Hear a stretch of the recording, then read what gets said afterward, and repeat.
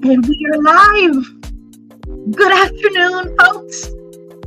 Good afternoon, beautiful people. Welcome to A Glimpse of Growth with Dr. Dale. Why do I feel like I haven't talked to you guys in a minute? Because I haven't. It's been a week or so.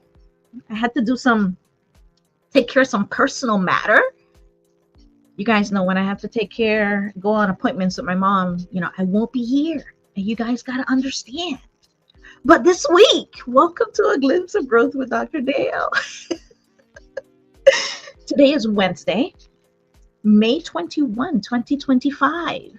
It's about 12:15 or so. So welcome to another beautiful day. It's beautiful out here in South Florida. So I hope that your day is going splendid. Are you having lunch? You should be having lunch. Have some lunch.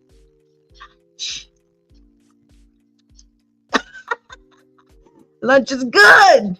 Have yourself some lunch. Let this be your break time. We're going to be here for about 30 minutes or so. Okay? Again, short time, but a good time. Short time, but a good time. Okay?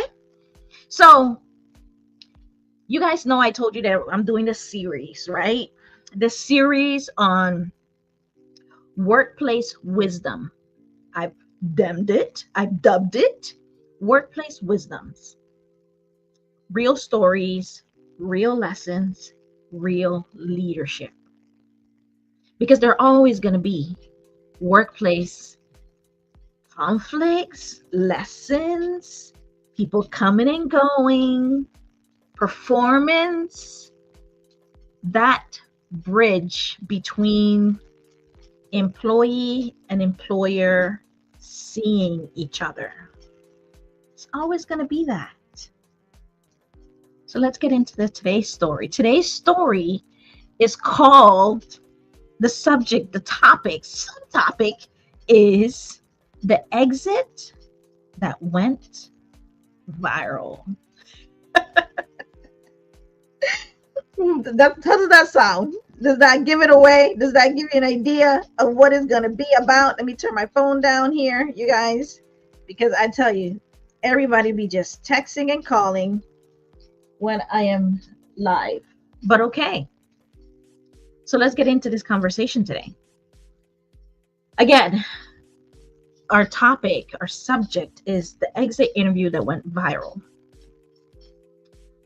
Not every legacy is built when you're in the house, when you're in the building.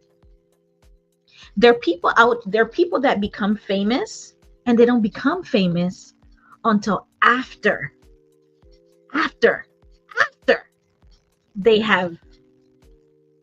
they're no longer with you.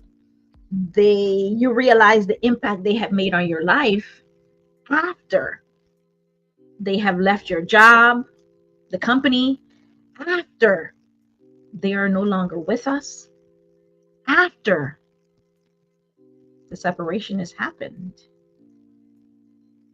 Sometimes the most powerful impact happens as you're walking out of the door.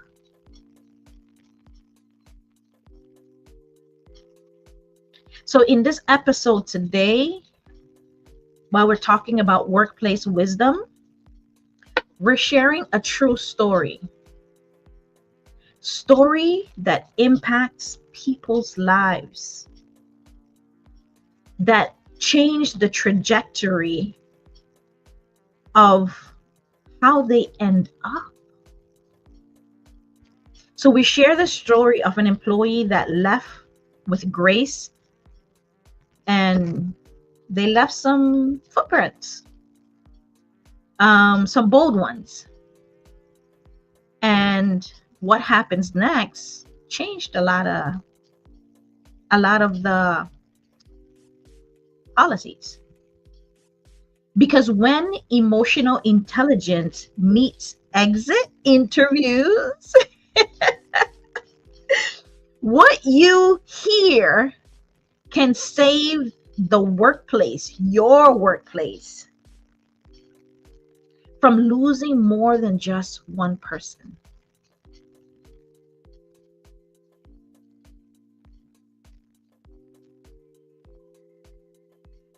Workplace wisdom, these stories, it's a movement, if you ask me, because when it comes to people getting to know themselves and being a part of a company, they're hopefully they're doing something that they love, and you get a say in that as a leader.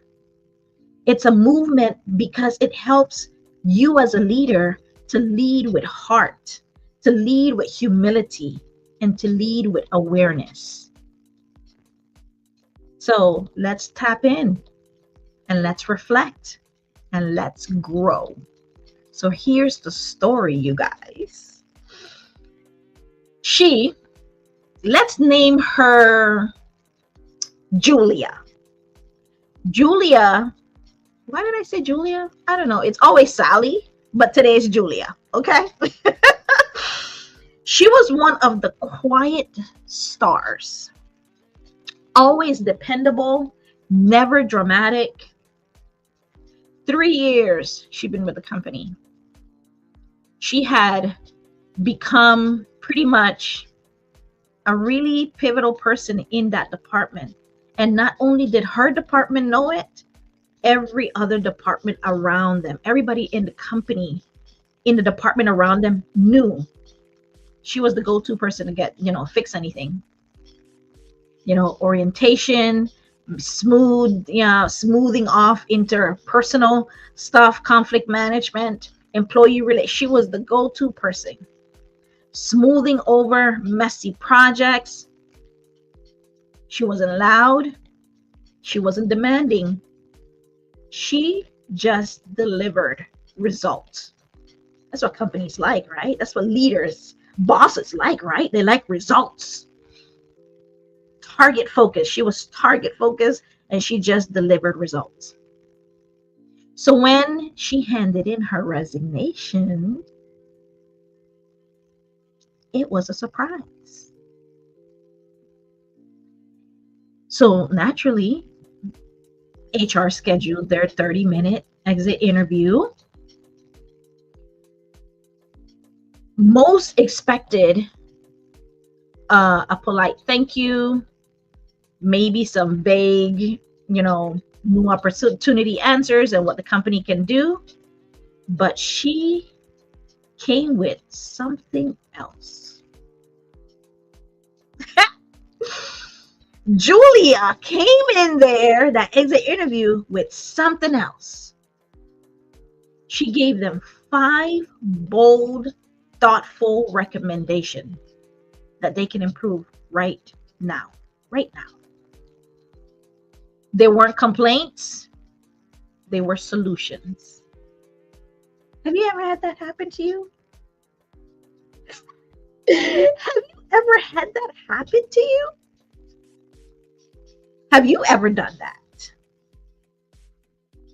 Where you decided to leave an organization and you're giving them how to fix how to help them do this, or giving that one walk away solution. Not just saying it, but she wrote it down in detail, step-by-step process on how it should be done. Because she's been with the company for 3 years.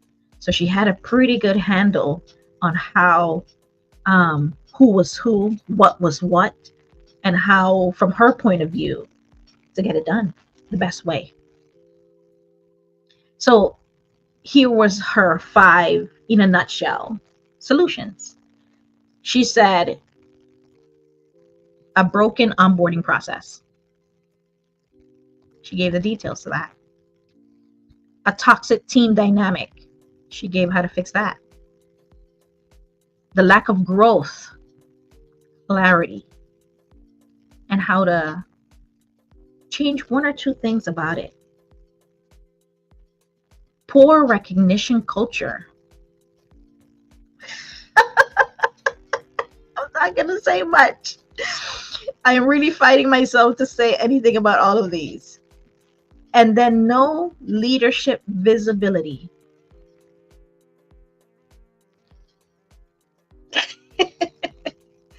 Do you have someone in your company or something? Do you have any of these issues in your company? Sounds like you need a Julia in your company.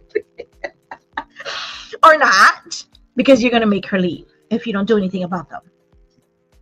So, broken onboarding process that didn't work, a toxic team dynamic that didn't help anybody, lack of growth, clarity on how they can use, they had systems inside of their organization, processes that they could do, like a mentorship, guidance on career development, career opportunities, job enlargement, that they can kind of collaborate with other organizations to do. And that's just some of what I know that she kind of mentioned.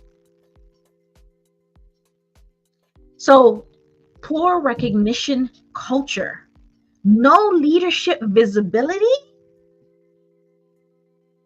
meaning leadership was nowhere in sight, meaning there wasn't any support. You guys know this is my babe. This is my come on, people. Julia, she delivered this feedback with calm conviction. Of course, the HR person took it. They took the notes. She said, thank you.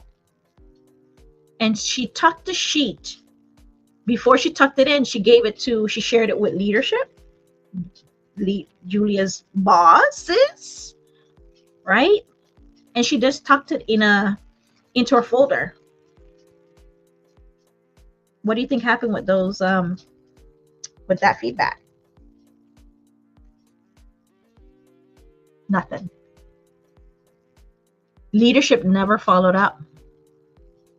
Months later, a new HR intern starts.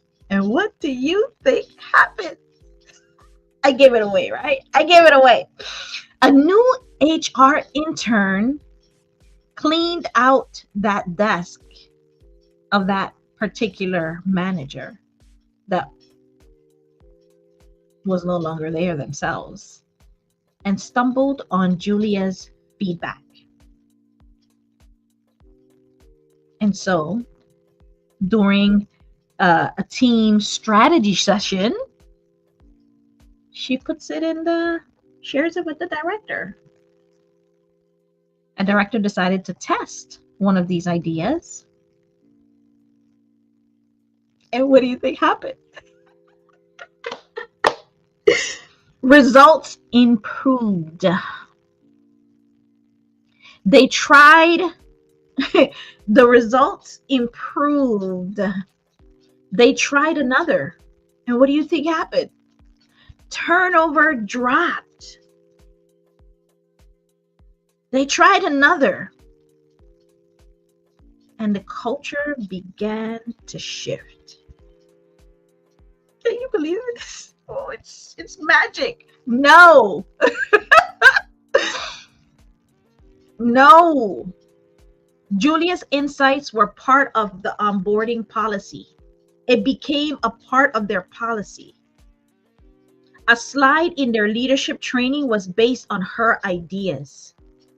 She didn't just leave, she left a blueprint for someone to follow if they dared. And somebody dared. So sometimes the quietest person in your organization can carry the loudest truth.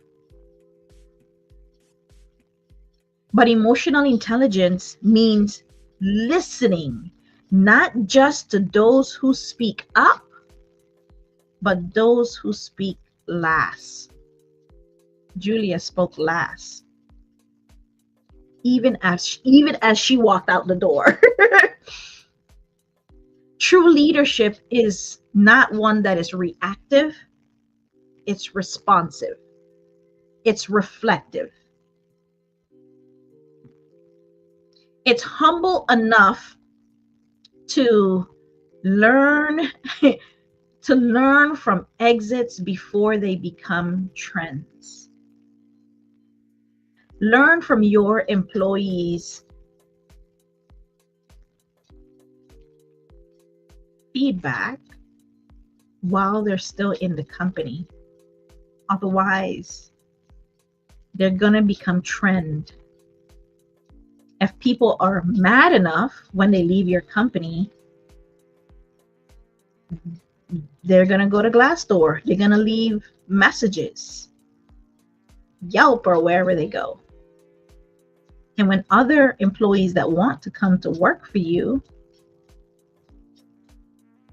before they decide that, what do you think they're going to do? They're going to go look at those feedback. And granted, there's grays in between there. Some people exaggerate and all that stuff. But if you see 10, 15, most of the posts out there about your company is talking about toxic work environment, and they give examples, maybe you should listen. Aren't you tired of doing it the way that you're doing it right now? I mean, is it working? I mean, if it's working, you know what I always say, Dr. Dale always say, if you like it, I love it. If you like it, I love it. But is it working for you? Why? What does it cost you to take 1 or 2 hours and sit down and have a heart-to-heart, real hard conversation with your employees about how they feel working for you, how they feel after they have left your presence? What do they go and say to their family members, their friends about you? I had one of my podcasts, and they said that employees are the exit people that leave your organization, employees that leave your organization, they, even though they have physically left, they become ambassadors for your company, because their experience of your company will decide when someone asks them, hey, how was it working at such and such? What do you think they're going to say? What are they going to say about you or department, about you as their boss?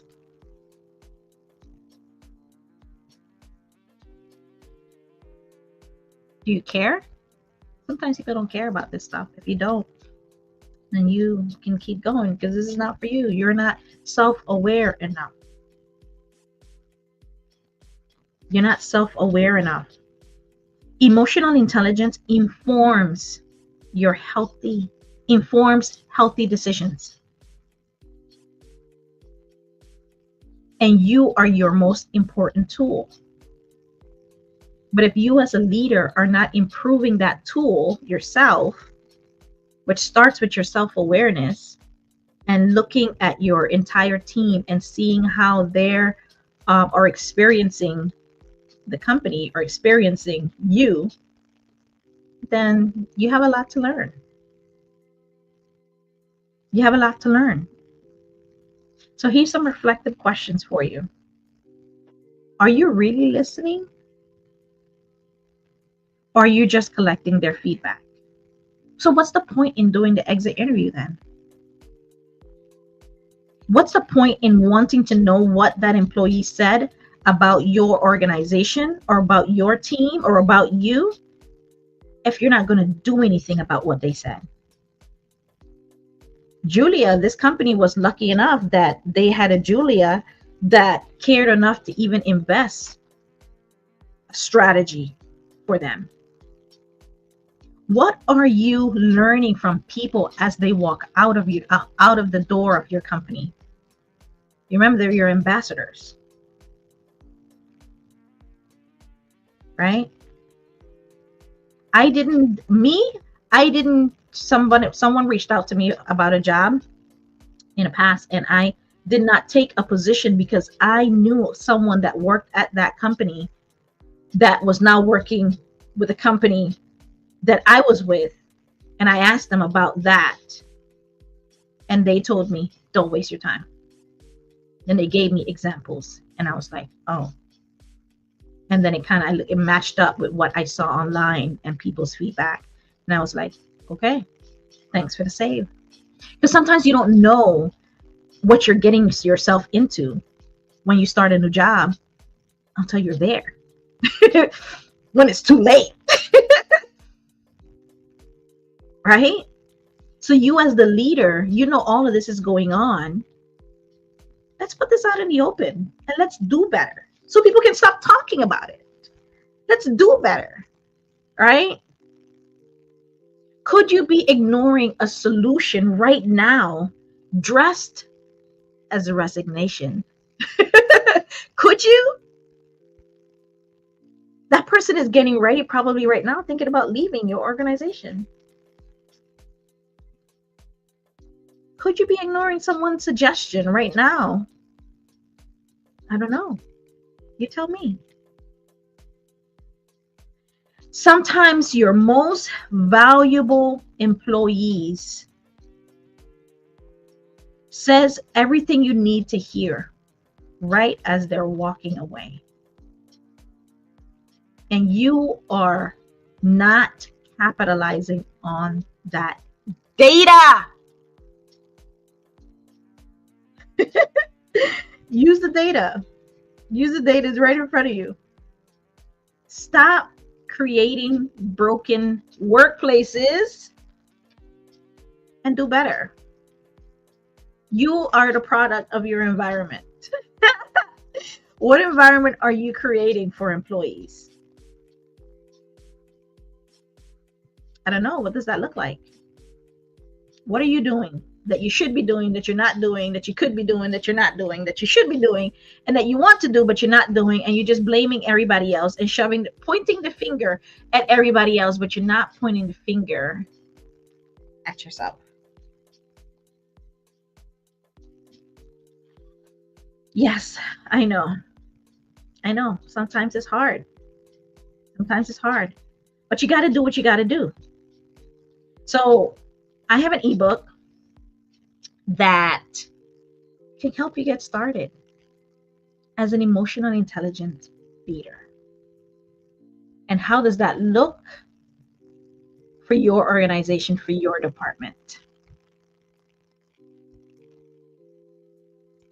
Text LEAD to this number and you can get a free copy of my ebook. Send it right over. I'm going to send the ebook right over. So if you want to become a better leader and not be a leader where people are leaving you, you got to start looking inward, right? Inward. I was talking last night on one of my trainings, and the data was that more than 86% of communications within organization is due to ineffective communication. That means that no matter what you have going on in your department, that project, that task that you're telling that employee to do, no matter what it is that you're doing, it will slow down or fail, all due to communication. Lack of communication, miscommunication, no communication. All of it. You as a leader have to become very clear when you're communicating. And that's not that communication. People always think it's about what comes out of your mouth. No, my friend. It's about what is your energy? What are you saying without saying it? What is your body language saying? That's what it comes down to. So you need resources. You need to do better. We all need to do better. And it starts with looking inward. It starts with how we're showing up. Because before we can become leaders of people, let me rephrase that. Before we become leaders of people, we should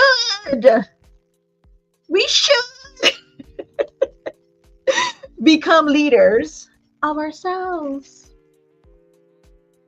We should become leaders of ourselves. And that's what our conversation has been about. That story. That's what it is today, right? The exit interview that went viral. Don't let Julia's walk out your door. Don't wait for them to put in their resignation to walk out your door. And as we mentioned, sometimes the quietest person can carry the loudest truth. Listen to them. Because true leadership is not reactive. It's responsive. It's reflective. It's humble enough to learn from exits before they become a trend. And I'll see you guys next week for another glimpse of growth with Dr. Dale. Take care of yourselves.